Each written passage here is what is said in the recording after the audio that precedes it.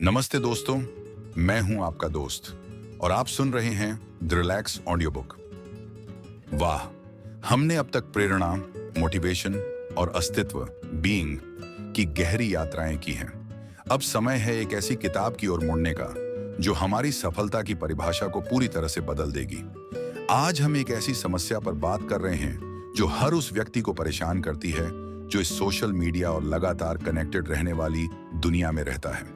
ध्यान का भटकना, डिस्ट्रैक्शन और उथला काम, शैलो वर्क। आज हम बात करेंगे कैल न्यूपोर्ट की क्रांतिकारी किताब डीप वर्क यानी गहन कार्य की। न्यूपोर्ट का संदेश सीधा है। आज की अर्थव्यवस्था में सबसे बड़ी सफलता और सबसे बड़ी खुशी उस काम से आती है जो कम लोग ही कर सकते हैं। पूरी एकाग्रता के साथ लंबे समय तक काम करना। ये ऑडियो बुक स्क्रिप्ट आपको सिखाएगी कि कैसे अपने दिमाग को सुपर पावर में बदलना है, बोरियत को कैसे अपना दोस्त बनाना है और कैसे कम समय में ज्यादा मूल्यवान काम करना है। तो चलिए अपने सभी नोटिफिकेशंस को बंद कीजिए और गहन कार्य के विज्ञान में गोता लगाते हैं। अध्याय 1, गहन कार्य क्या है और क्यों यह दुर्लभ है। What is deep work and why is it rare? 1. उथला कार्य बनाम गहन कार्य, shallow work versus deep work. Cal Newport हमारी सभी व्यावसायिक गतिविधियों को 2 श्रेणियों में बांटते हैं। उथला कार्य, शैलो वर्क, यह वह काम है जो कम मानसिक प्रयास की मांग करता है। यह काम आसानी से दोहराया जा सकता है, जैसे ईमेल का जवाब देना, मीटिंग में जाना, कागजात व्यवस्थित करना, सोशल मीडिया पर नजर रखना। यह काम मूल्यवान नहीं है और इसे कोई भी कर सकता है। गहन कार्य, डीप वर्क, यह वह काम है जो बिना किसी भटकाव, डिस्ट्रैक्शन के पूरी एकाग्रता के साथ किया जाता है। यह काम आपकी संज्ञानात्मक क्षमताओं, कॉग्निटिव एबिलिटीज को सीमा तक ले जाता है। यह काम अद्वितीय मूल्य पैदा करता है, जैसे कोई नया सिद्धांत विकसित करना, एक जटिल कोड लिखना, एक बेहतरीन किताब लिखना। सीख, आज की अर्थव्यवस्था में गहन कार्य ही आपको असाधारण बनाता है। उथला कार्य आपको केवल व्यस्त दिखाता है। 2. क्यों गहन कार्य इतना दुर्लभ है? Why is deep work so rare? अगर गहन कार्य इतना महत्वपूर्ण है तो ज्यादातर लोग इसे क्यों नहीं करते? न्यूपोर्ट 2 बड़े कारण बताते हैं। A.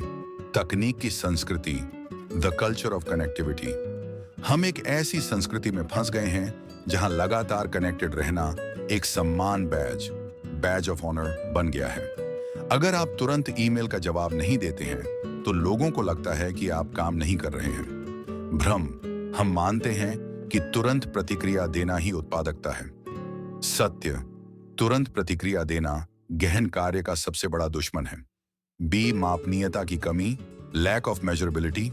उथला कार्य जैसे मीटिंग में बैठना दिखता है कि आप काम कर रहे हैं। गहन कार्य जैसे 4 घंटे तक बिना हिले सोचना नहीं दिखता। जरूरी नहीं है कि जो दिखता है वह जरूरी हो। ज्यादातर कंपनियां परिणामों को मापने के बजाय गतिविधि को मापती हैं, जिससे लोग उथले काम में व्यस्त रहने लगते हैं। सीख, अगर आप सफल होना चाहते हैं तो आपको भीड़ के विपरीत चलना होगा। दुर्लभ बने, उथले नहीं। अध्याय 2, गहन कार्य का सूत्र, the formula for deep work. Newport गहन कार्य का एक सरल गणितीय सूत्र देते हैं।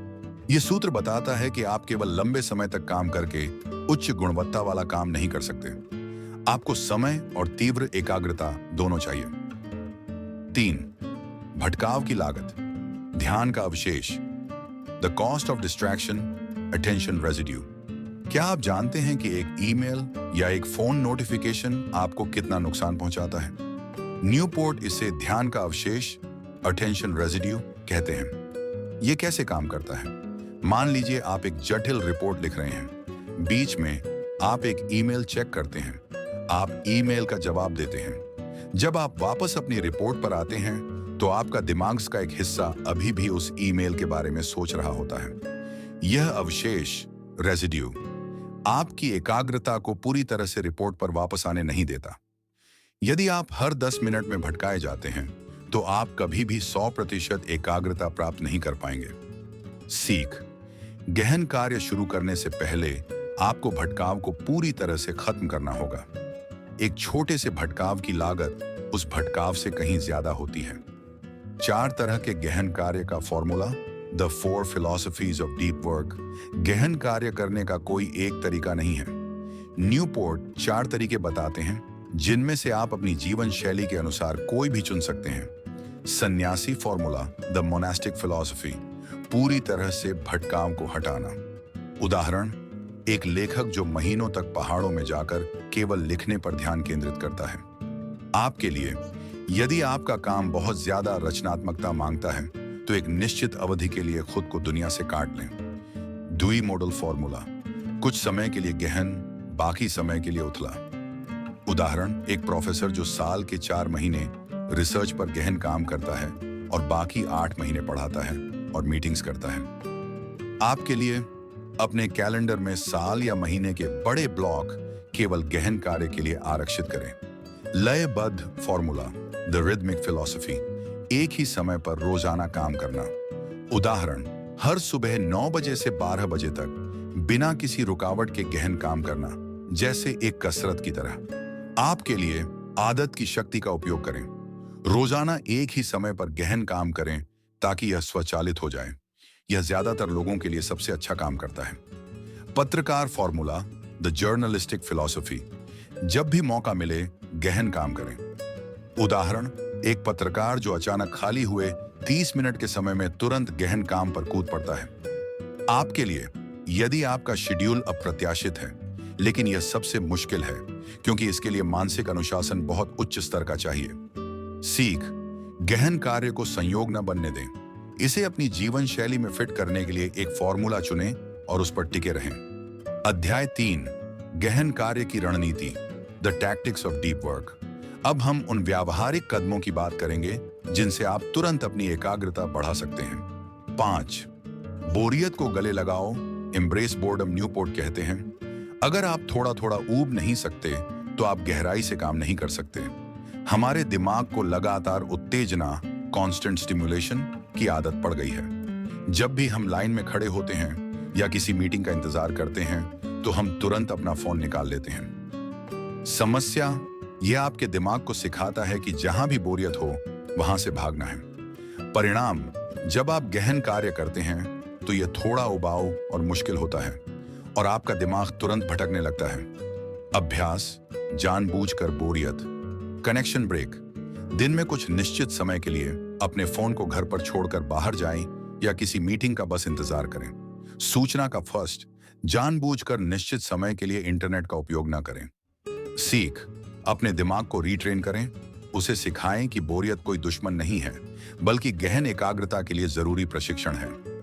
छठा, सामाजिक मीडिया से संन्यास लो, go monastic on social media. Cal Newport खुद किसी भी सोशल मीडिया प्लेटफॉर्म का उपयोग नहीं करते हैं। वह इसे गहन कार्य के लिए सबसे बड़ा खतरा मानते हैं। वह एक सरल नियम देते हैं, दिए गए किसी भी टूल का उपयोग तभी करें जब वह आपके काम के लिए आवश्यक रूप से जरूरी हो। प्रश्न, क्या यह सोशल मीडिया अकाउंट मेरे उत्कृष्ट काम को बनाने या उत्कृष्ट परिणाम देने के लिए निर्णायक रूप से जरूरी है?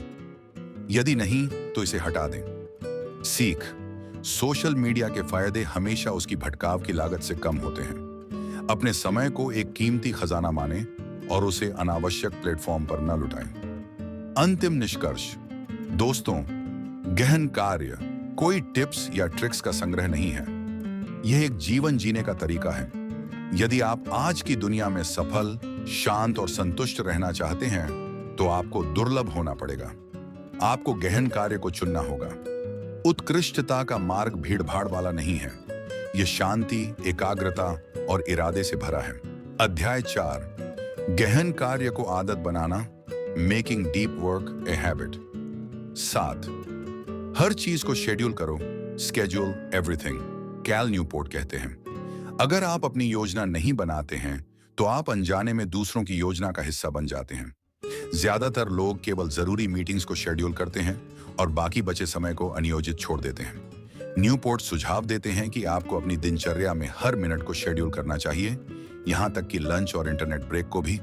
इसे ब्लॉक शेड्यूलिंग कहते हैं। यह कैसे काम करता है? कैलेंडर भरें। अपनी दिनचर्या को 30 मिनट या 60 मिनट के ब्लॉक में बांटें। गहन कार्य पहले।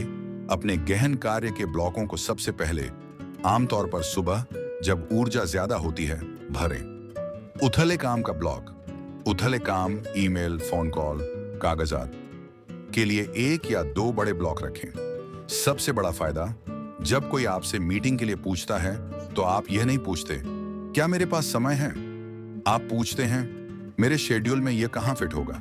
अगर यह आपके गहन कार्य के समय को तोड़ रहा है तो आप आत्मविश्वास से मना कर सकते हैं। सीख, अपने समय को एक कीमती संपत्ति, एसेट माने। उसे लापरवाही से बर्बाद न करें, नियंत्रण हासिल करें।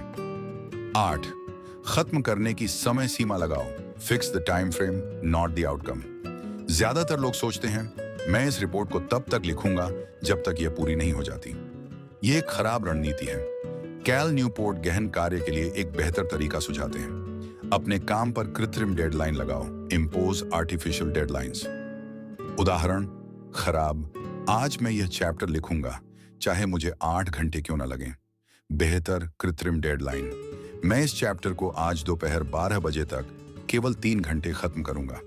जब आप एक तंग समय सीमा, टाइट कंस्ट्रेंट लगाते हैं तो आपका दिमाग तुरंत एकाग्रता मोड में चला जाता है। यह जानता है कि उसके पास भटकने का कोई समय नहीं है। यह आपको गहन कार्य करने के लिए मजबूर करता है। न्यूपोर्ट इसे विल टू फिनिश कहते हैं, एक शक्तिशाली मानसिक स्थिति जो केवल तब आती है जब आप समय की कमी महसूस करते हैं। सीख, खुद को चुनौती दें। अगर आपको लगता है कि किसी काम में 4 घंटे लगेंगे तो खुद को 2 घंटे का समय दें। परिणाम आपको चौंका देगा। 9, भटकाव को एक सूची में डालो। The distraction log.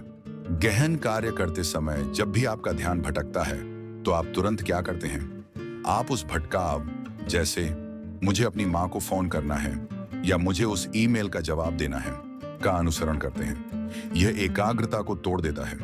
न्यूपोर्ट का समाधान, भटकाव को ब्लॉक करना। गहन कार्य सत्र के दौरान अपने पास एक छोटा सा भटकाव का लॉग, डिस्ट्रैक्शन लॉग रखें। जब भी कोई भटकाव, एक विचार, एक ईमेल का जवाब देने की इच्छा आए तो तुरंत रुकें। उस भटकाव को बिना किसी भावना के चुपचाप उस लॉग या कागज पर लिख दें। तुरंत गहन कार्य पर वापस लौट आए। फायदा, यह आपके दिमाग को बताता है कि हाँ, मैंने इस विचार को सुना और मैं इससे बाद में निपटूंगा। इससे आपके दिमाग को शांति मिलती है और यह उस विचार के बारे में बार बार सोचना बंद कर देता है। सीख, विचार को मारो मत, बस उसे स्थगित, पोस्टपोन कर दो। भटकाव को स्वीकार करने की जगह दो, लेकिन उसे काम करने की जगह मत दो। 10, उथले काम को खत्म करने की रणनीति। The strategy to kill shallow work. गहन कार्य के लिए समय निकालने का सबसे अच्छा तरीका है उथले काम जो समय बर्बाद करता है को कम करना। ए, ईमेल की मात्रा को कम करो। ईमेल को तुरंत जवाब देना बंद करो। अपने सहकर्मियों को बताएं कि आप ईमेल केवल एक निश्चित समय पर चेक करते हैं, जैसे दोपहर 12 बजे और शाम 4 बजे। ये दूसरों को तुरंत प्रतिक्रिया की अपेक्षा करना बंद करने के लिए प्रशिक्षित करता है। जरूरी जवाबों के लिए टेम्पलेट। बार बार आने वाले सवालों के लिए टेम्पलेट बना लें ताकि आप 30 सेकंड में जवाब दे सकें। बी, मीटिंग्स की संख्या कम करो। बैठक का एजेंडा। हर मीटिंग के लिए पूछें कि परिणाम क्या होगा। What is the desired outcome? अगर जवाब साफ नहीं है तो मना कर दें। समय सीमा। मीटिंग्स को छोटी रखें, जैसे 15 मिनट खड़े होकर मीटिंग करना। सीख, उथले काम को कभी भी गहन कार्य के समय में घुसने न दें। अपने समय का दरबान, गेटकीपर बने। अध्याय 5, अंतिम निष्कर्ष, महानता का माप 11। अपने स्कोर को मापो, कीप स्कोर। गहन कार्य तभी मजेदार बनता है जब आप इसे एक खेल की तरह खेलते हैं। कैल न्यूपोर्ट गहन कार्य को मापने के लिए एक सरल स्कोरबोर्ड रखने का सुझाव देते हैं। गहन कार्य घंटे, डीप वर्क आवर्स। हर दिन या हर सप्ताह आपने भटकाव रहित एकाग्रता के साथ कितने घंटे काम किया? मापन, इसे हर दिन एक चार्ट पर दर्ज करें।